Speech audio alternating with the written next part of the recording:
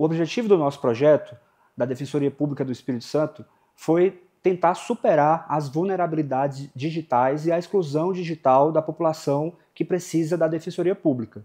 A gente identificou que a gente precisava dar resposta de 3 perguntas. A primeira, é possível usar o digital para superar as barreiras e as exclusões digitais? A segunda, é possível usar o digital para melhorar o atendimento a todas as pessoas que procuram a Defensoria Pública? E a terceira é possível fazer tudo isso a custo zero, sem precisar comprar novos equipamentos e contratar novas pessoas? E a gente teve a resposta positiva a essas 3 perguntas. É muito comum na Defensoria Pública as pessoas que procuram a gente, por exemplo, uma mãe que precisa de uma ação de alimentos, ela nunca usou o computador. Ou ela tem um smartphone simples, que não tem memória, ou até com a tela quebrada, e até mesmo pessoas que nem sequer têm smartphone. Esse é o dia a dia da Defensoria Pública. Então a gente pensou em como superar isso, porque essas pessoas precisam do atendimento presencial. É a função constitucional da Defensoria Pública promover direitos humanos dessas pessoas e dar acesso à justiça a todas. Só que a gente tinha um gargalo da fila do presencial. A fila do presencial ela aumenta ano a ano. Então a gente pensou, o público que acessa a Defensoria Pública não é um público como se fosse um monolito, uma sociedade única, sem peculiaridades. Pelo contrário, existem pessoas totalmente excluídas digitalmente, existem pessoas com vulnerabilidades digitais, mas que sabem mexer, que sabem usar a internet, que sabem usar aplicativos, e existem pessoas que querem e desejam o acesso remoto. Então a gente pensou, vamos usar o remoto para viabilizar que as pessoas que podem usar o remoto acessem e dessa forma desafogar a fila do presencial. Essa foi a solução proposta e a gente começou a testar essa solução por meio do núcleo remoto de peticionamento, que funciona com o seguinte fluxo. São 4 passos. Primeiro passo, o cidadão acessa o site da Defensoria Pública e preenche um formulário de acordo com o caso que ele escolher. Ele vai escolher o caso, por exemplo, de ação de alimentos, surgem na tela as perguntas que ele deve responder, essas perguntas vão virar um histórico do caso, e os documentos também que ele precisa enviar para que esse caso seja ajuizado junto ao Poder Judiciário. Se esse caso não for um caso de judicialização, é encaminhado para o acordo, que o acordo é feito na própria Defensoria. A segunda etapa é uma equipe interna analisar os documentos e solicitar, eventualmente, alguma pendência que esteja faltando.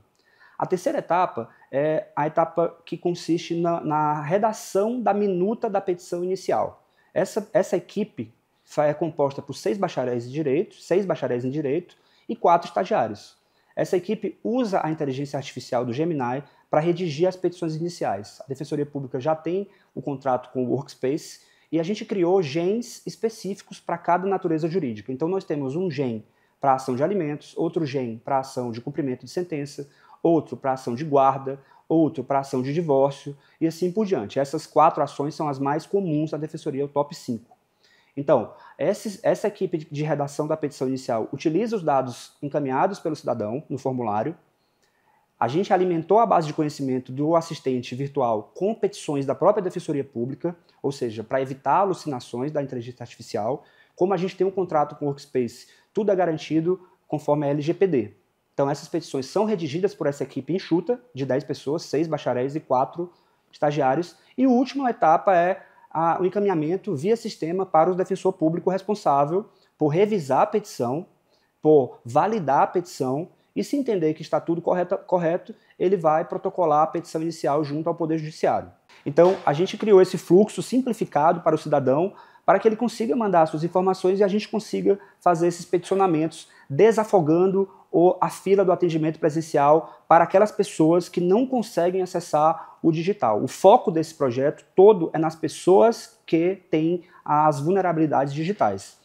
Esse projeto já está em andamento na versão 1, mas ele precisa de melhorias. Por exemplo, hoje as comunicações feitas entre a Defensoria Pública e o cidadão são feitas por e-mail, mas muitas pessoas perguntam, olha, mas hoje ninguém mais usa e-mail. Como é que isso funciona? A gente fez uma estatística e 70% dos e-mails que a gente encaminha são respondidos. Mas, de fato, tem 30% de e-mails que ainda não estão sendo respondidos de forma correta, da forma adequada. As próximas versões vão incorporar inteligência artificial na triagem da fase 1, na triagem dos documentos, na triagem do caso solicitado pelo cidadão, vai incorporar também o envio de notificações pelo WhatsApp e também já está em desenvolvimento um aplicativo da Defensoria Pública para ser baixado na loja do Android, que é o público-alvo da Defensoria, tem celular Android, e esse aplicativo por esse aplicativo o cidadão vai receber a notificação na tela, sem precisar acessar o seu e-mail.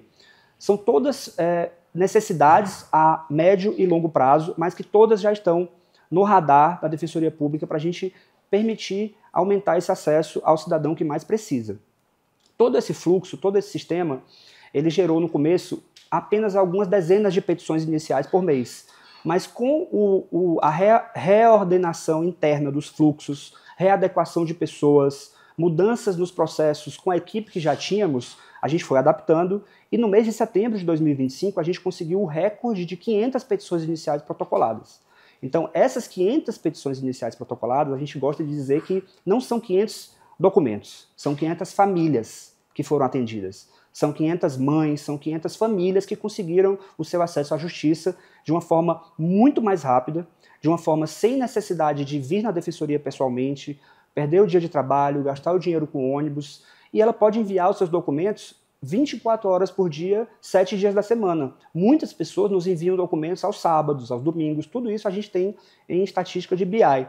Então a gente está tentando, com esse projeto, melhorar o atendimento presencial. Parece um contrassenso usar o digital para pessoas que são vulneráveis digitais. Mas a ideia é justamente essa, esse contrassenso foi a ideia desde o começo. Usar o digital, possibilitar para quem quer e quem pode que use o digital, mas sempre pensando naquela pessoa mais vulnerável que não consegue usar o digital, que precisa ir na Defensoria Pública. Inclusive a Defensoria Pública do Espírito Santo é a única do Brasil que abre aos sábados. Todos os sábados a gente abre, de 8 a meio-dia, para as pessoas que não conseguem ir durante a semana. Então esse projeto, a gente está muito feliz por ele ter sido finalista desse prêmio de inovação do JX.